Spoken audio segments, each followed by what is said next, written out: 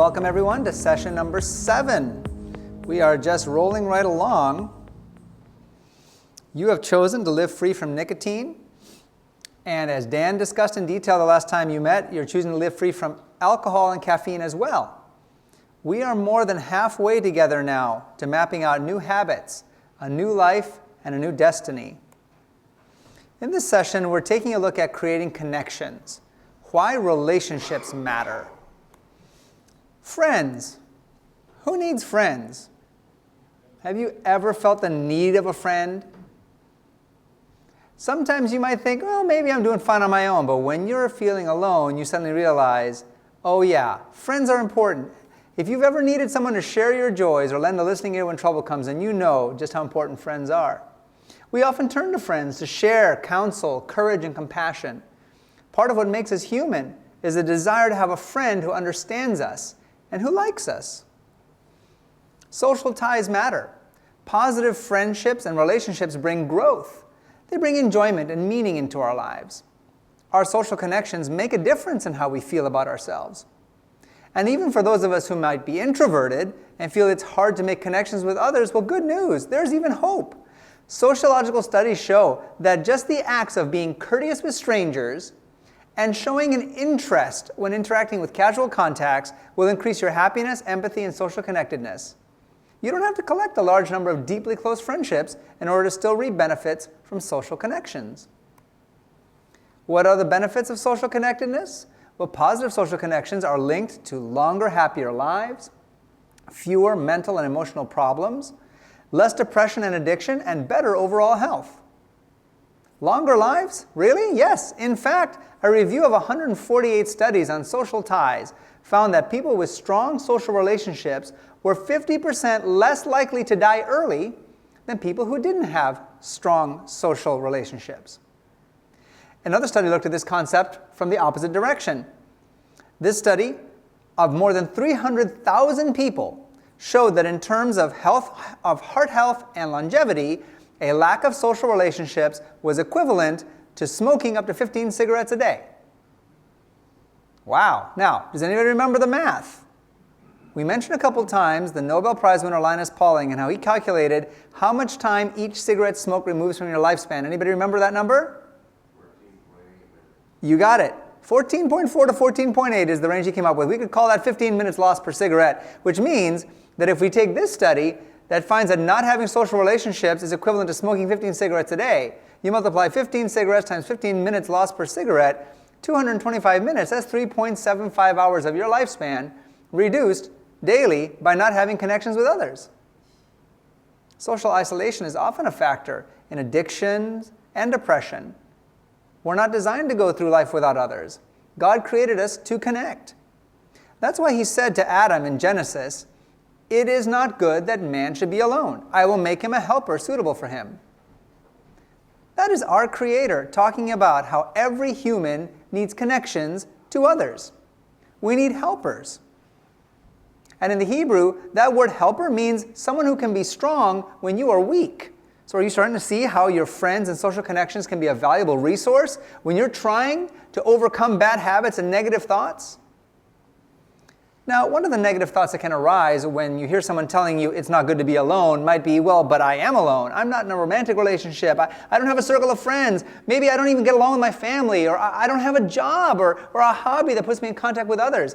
But what does God promise for those of us who are feeling isolated? Psalm 68:6 says, he sets the solitary in families. You may be single, but you're not sidelined. Isolation has become an epidemic, but that's not God's plan. God has a plan to connect all people for their good and for their growth. This is God's plan for healing, for giving back that which might be broken in your home life. And if you feel an emptiness in your life, if you feel isolated from meaningful connections, then write this promise from God in your journal and claim it often. And keep your eyes open then for how God will come through for that promise. Perhaps he has a different kind of family in mind for you. Perhaps a church family. Now, what if you want to start making those meaningful connections? Let's look at some of the simple but important skills that will help you do that. We'll call them the how-tos of hellos, and you might create a page for these in your journal if you wish. Number 1, show up. The more people see you, the more they will be inclined to want to get to know you. Say yes to the invitation. Show up for the event. Of course, you want to pick events and situations that will be helpful for your journey to freedom, but just the act of showing up at new, healthier social functions on a regular basis increases your likability. Number 2, take an interest. Create a comfortable environment by listening, taking an interest in others, and making them feel special. Smile. Be the first to say hello. Be curious about the interests of others. It is not cheating to prepare a couple conversation starters in advance. Lines that you can pull out of your mental pocket to show you're actually interested in what they have to say, such as, so what do you enjoy doing in your free time? Or maybe, so how did you get connected with this event? And my personal favorite to really draw someone out and get to know them better in a quick way is, so what are you famous for? Make an effort to remember names. Now, I'm going to confess to you, I am terrible at memorizing names. But I'm going to turn my terribleness into a positive by sharing with you a tip that I have found that helps me remember names a bit better. Use your technology. If you have a phone that you carry with you, that phone has a function called contacts usually. And you can create entries there for new acquaintances. Well, you don't even have to have somebody's phone number or email to create a contact for them. If I'm in a situation where I'm meeting a lot of new people for the first time, such as starting a new job, moving to a new neighborhood, attending an event that I'm going to be going to on a regular basis, then I'll create contacts in my phone, and each contact that I'll make for a person that I met that day, I'm going to include in the title of the contact a reminder of where I met them. So I might have a few people that all say, library, Bob, library, Elaine, library, Kelly, for all the people that I met at the event at the library that I'm attending every few months. Then, in each of the individual contacts, I can also include further facts that I've learned about them, such as what they do for a living, or where their kid is going to for college, or the interests that we have in common.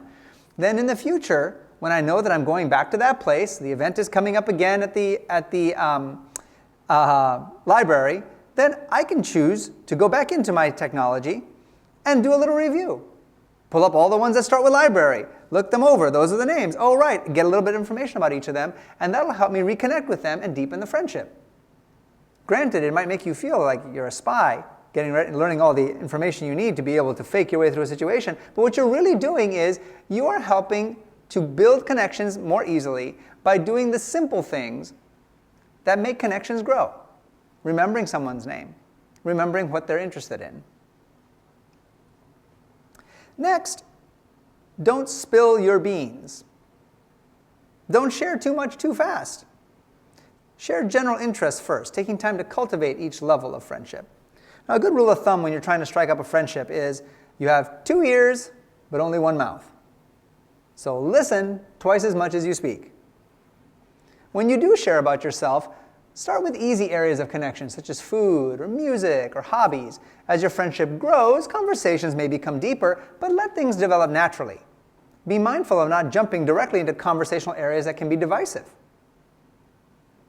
However, this doesn't mean that you should be fake when you're meeting people and making new friends. Do be yourself. Be genuine, open, and honest about yourself and your aspirations without overly focusing on yourself. It takes a bit of a balance. A good social exchange involves nice, easy back-and-forth conversation. You can think of these conversations like a friendly game of ping pong. If either person holds onto the ping pong ball in their hand for a long time without playing it back to the other person, you're no longer playing ping pong. You're just holding a ping pong ball hostage. Be open to sharing about yourself, but remember that there are 2 people in this conversation. Be invested. Shared experiences add meaning to life, but they do take time, even a lifetime, to grow and develop. This goes beyond those initial meetings with potential friends. No matter how well you hit it off with a new social contact, the friendship won't grow if you don't mutually invest time in building it. Exciting adventures, milestones, even everyday activities such as going for that 10-minute walk together or encouraging each other to shop for good things at the grocery store together add meaning, memories, and value to the friendship. And as the friendship develops more shared experiences in history, the friendship increases its power to impact you and your friend for greater change and growth. Now, do be realistic. No one friend can meet all your needs. Appreciate your friends will have different strengths and weaknesses.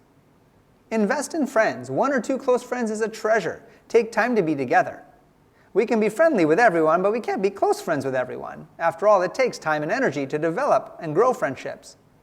Now, do notice the advice about one friend cannot meet all your needs. It is wonderful to have a close friend, but it's not healthy to make any one friend into the center of your universe. The healthiest friendships involve boundaries, which allow each person to maintain their identity and their freedom of choice. Another how-to for hellos is be accepting. A healthy friendship means giving as well as taking. Forgiveness, challenging each other to grow. No one's perfect. While true friendships are neither instant nor perfect, they are necessary for maturity and wisdom. Lasting friendships take time, and they require understanding, forgiveness, room to grow. But be discerning. Sometimes an unhealthy relationship needs to be identified and terminated. If you find yourself constantly having to appease your friend, tiptoeing around their demands on the friendship, that might be a toxic friendship, which is going to diminish you instead of helping you to grow. But every situation is different. Every friendship will encounter moments of misunderstandings or hurt feelings. No friend is flawless, but there's one friend with a capital F who will always be with you and never fail you, and that's God. Do you want a friend who will never fail you? Proverbs 18:24 says Jesus Christ is the friend that sticks closer than a brother. Through His living word, the Bible, God invites you into an intimate connection with Him.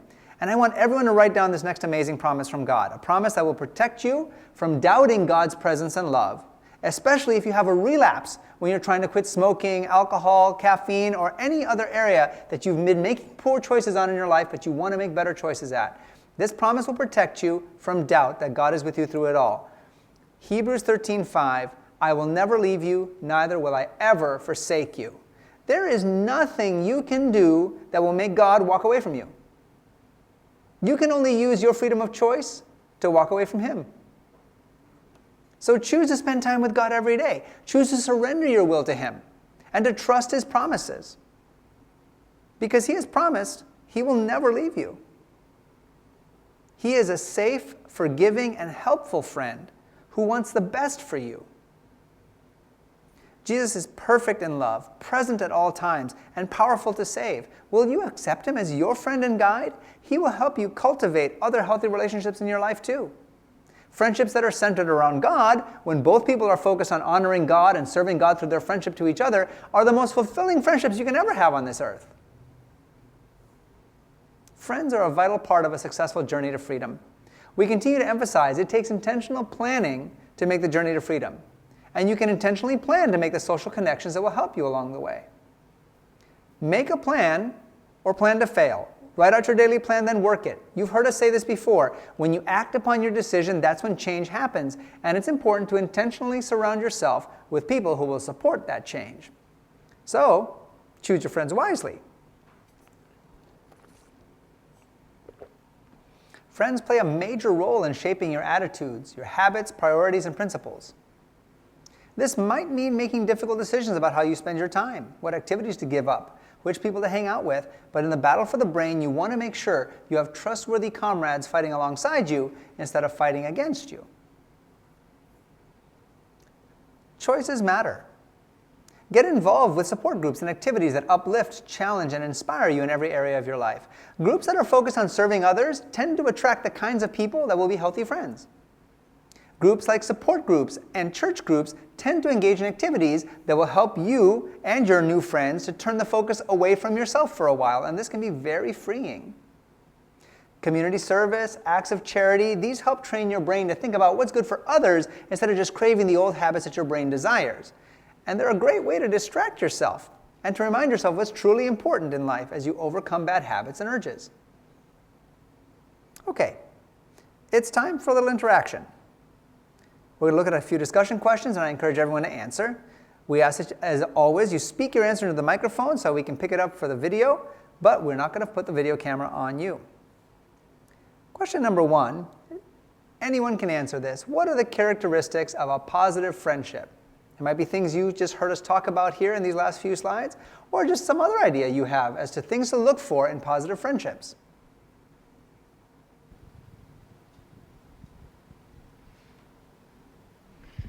They will support your choices to do right and they will be encouraging in that regard. Support and encouragement in the direction that you also know is right.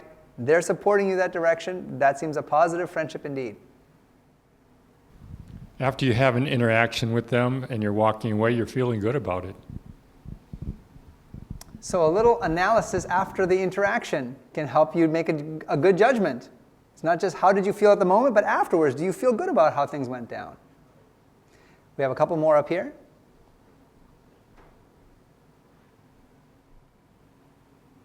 So there's a healthy give and take. As you were saying, the listening and the talking are, if not equally, going back and forth, not just one person dominating.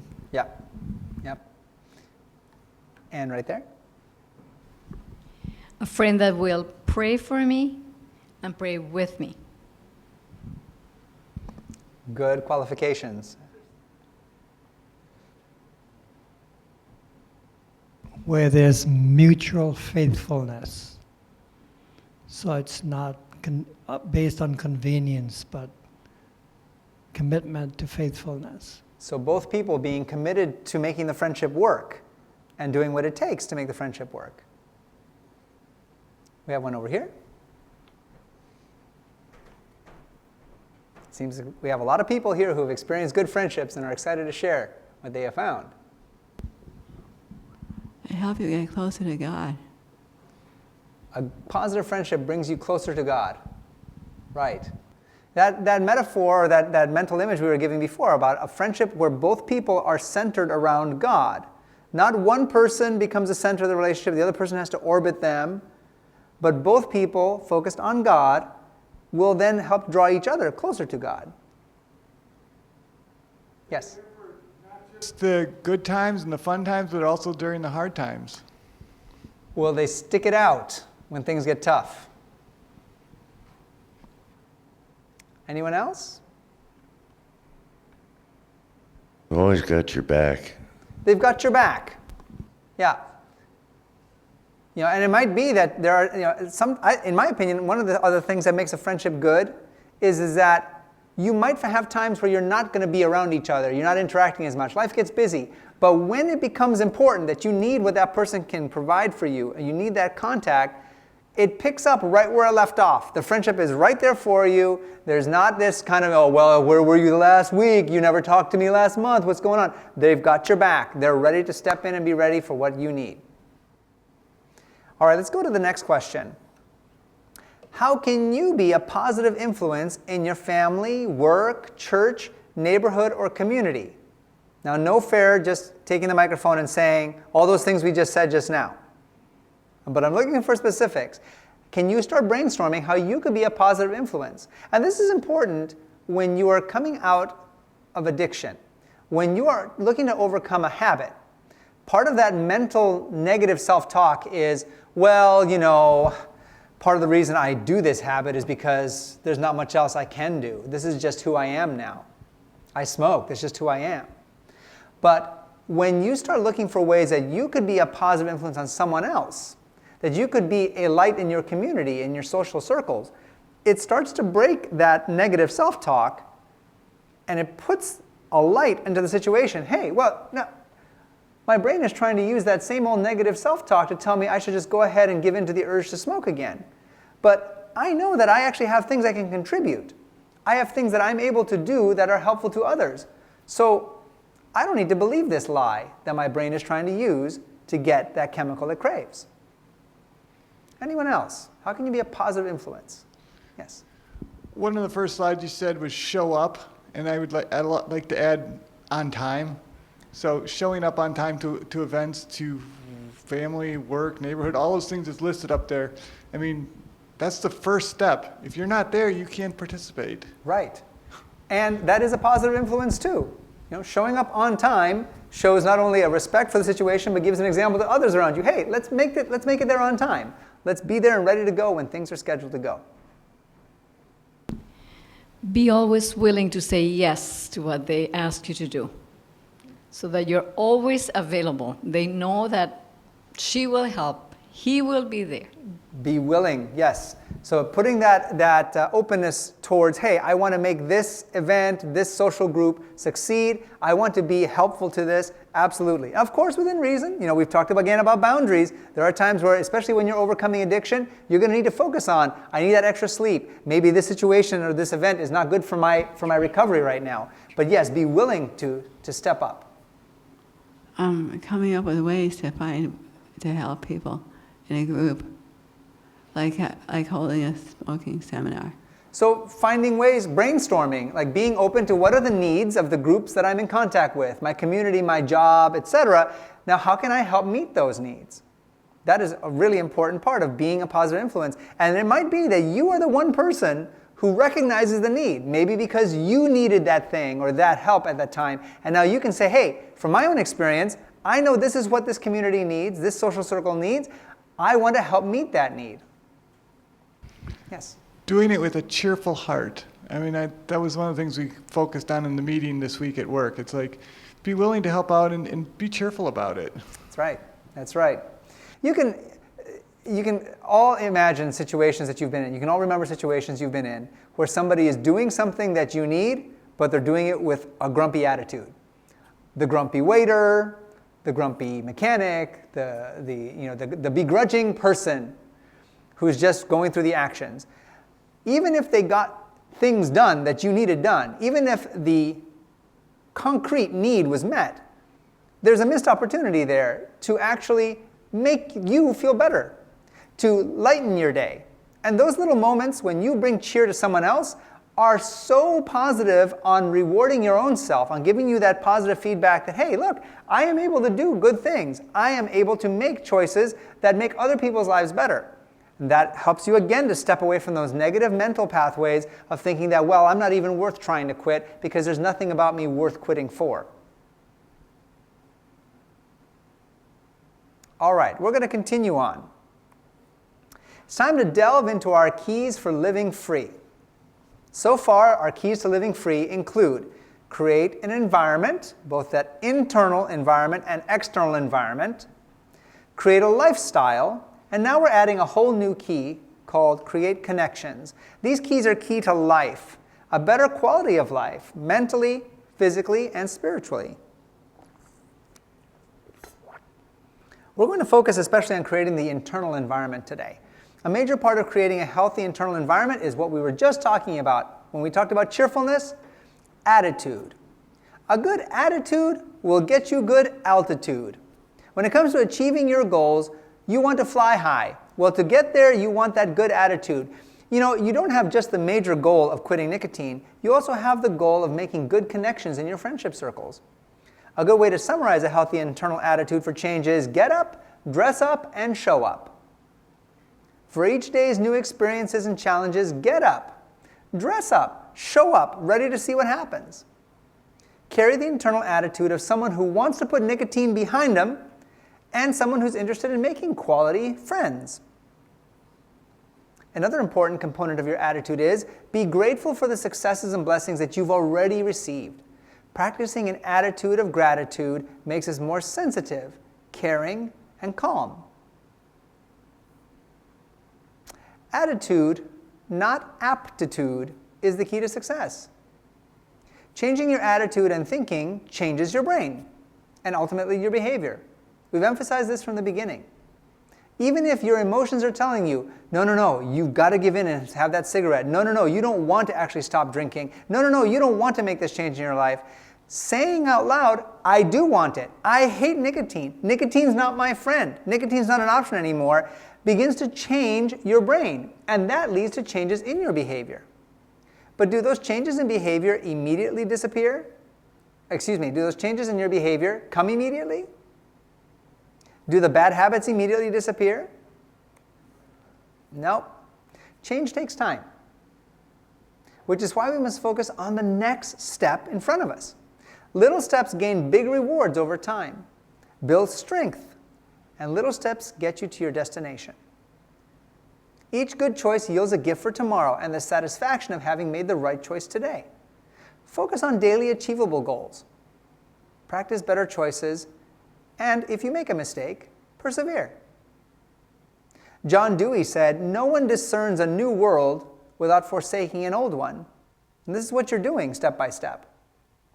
You are choosing a better world, a fulfilling life free from addiction, and you're making daily steps away from the old world of your old habits. And as you step away from the habits of that old world, you will feel opposition to the changes of your life. Because if the devil can't wipe you out, he'll try to wear you out. Waiting for a change can be wearying. We get tired when things don't happen on our timetable, and that's when we're tempted to give up, to quit quitting. Sometimes the people that we thought we could depend on to support us in our journey away from old habits turn out to be sources of opposition or stress instead. For example, it's common that for people who are quitting nicotine, if they work at a job where others smoke, they'll run into opposition from their coworkers who are still using nicotine. If everyone else at your job smokes, the social pressure you experience when you stop smoking might be negative.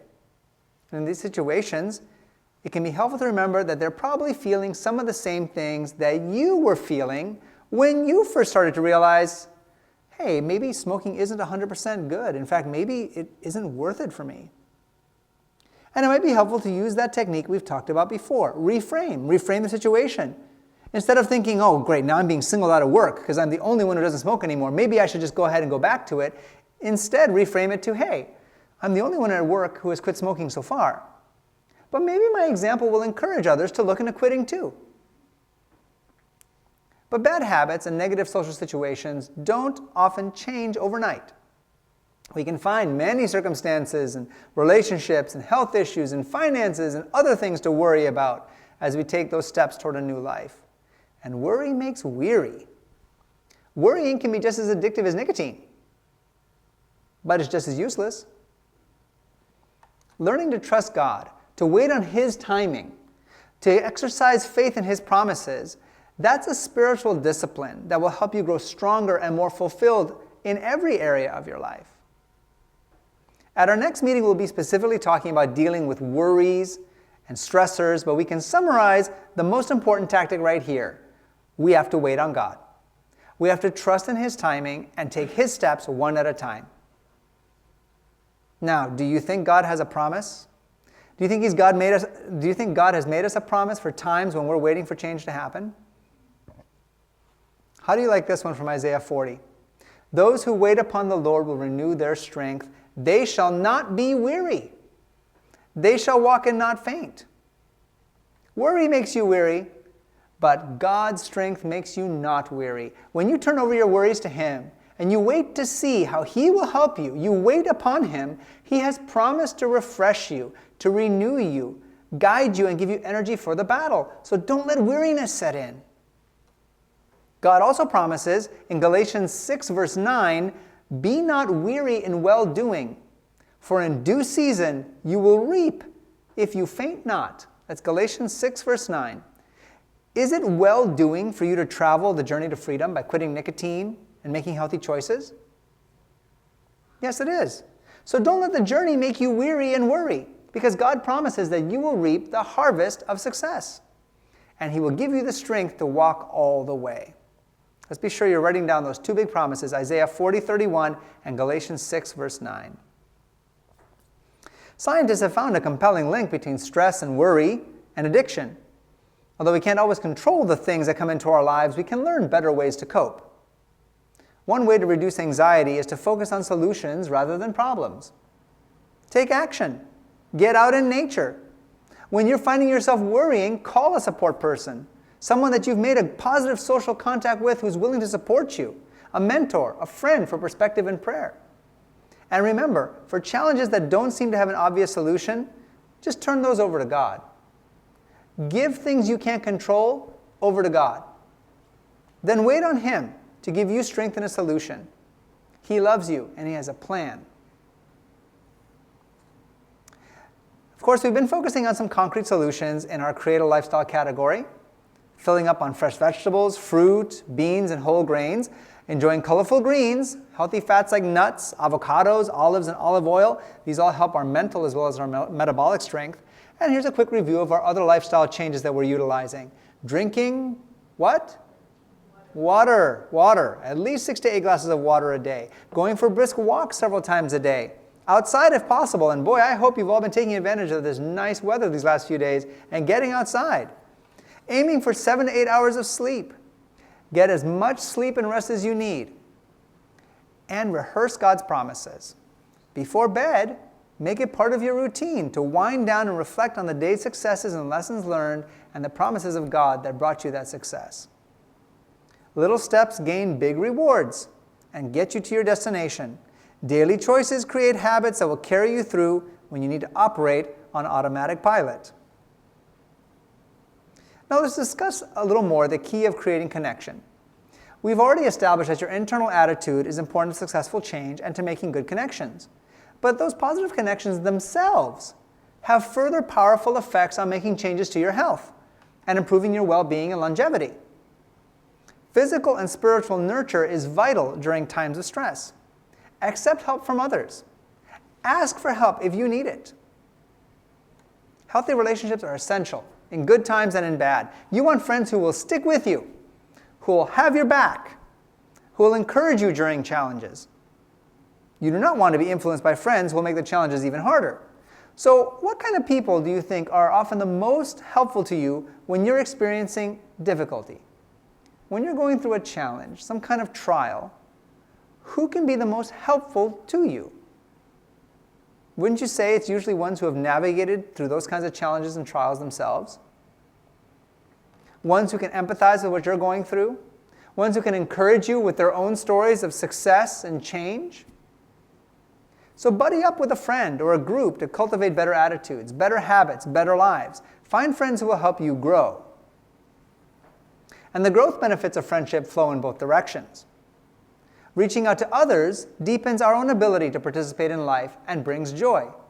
Your choices influence those around you. When you take care of yourself and you begin to grow and change, and others around you see the growth that you are experiencing, you then become a powerful agent of change for them.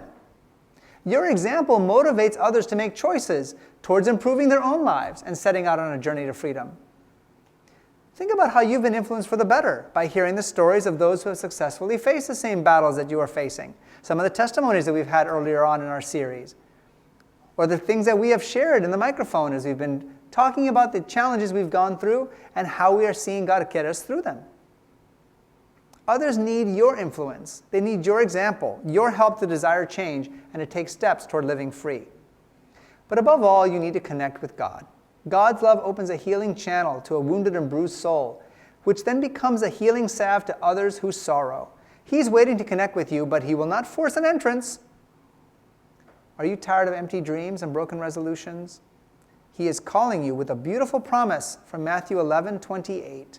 Come to me, all you who are troubled and weighed down with care, and I will give you rest.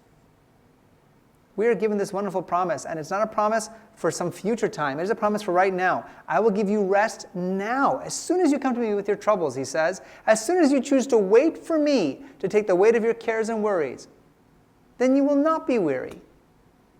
Trust in God brings growth and strength.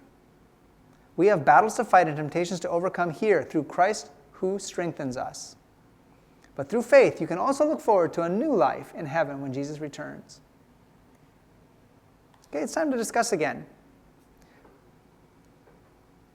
Which of the keys to living free are you ready to implement? We've talked about the environment, the internal environment, your attitude, keeping focus on small steps, focusing on solutions instead of the problems.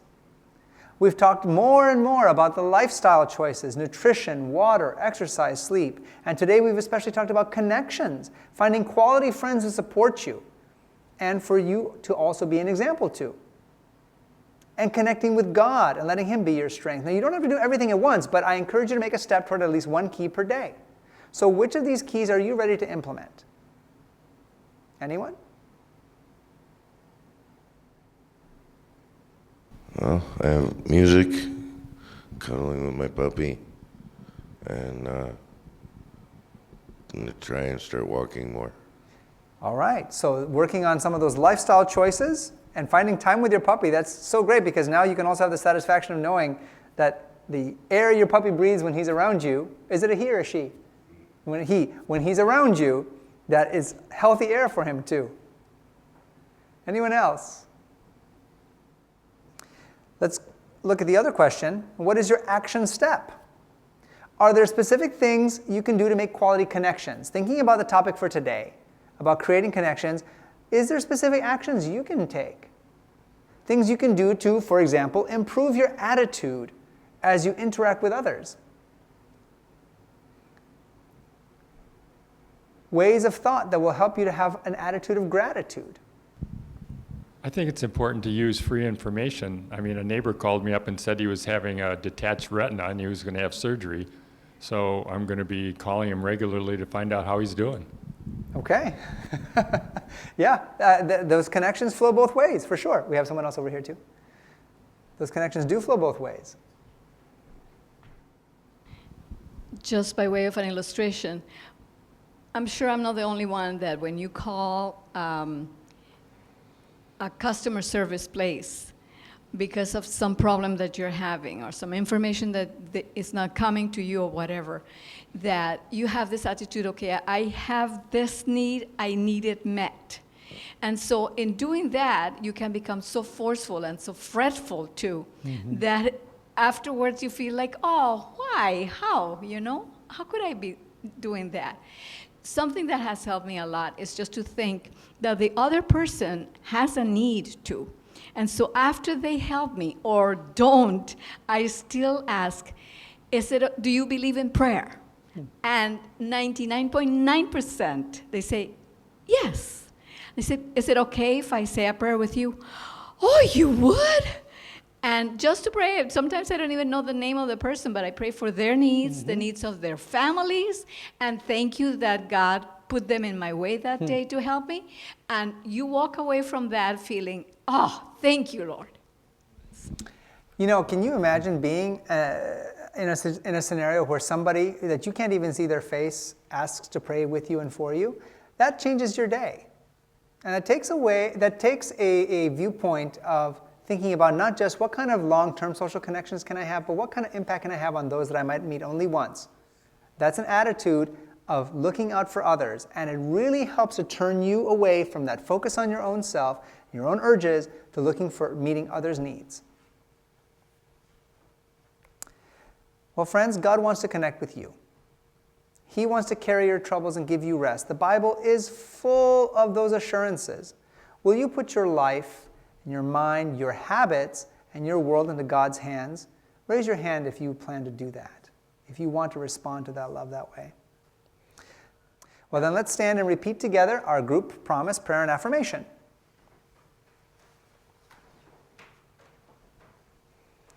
We're going to repeat our powerful promise together. I can do all things through Christ who strengthens me. God knows how to deliver you out of temptation.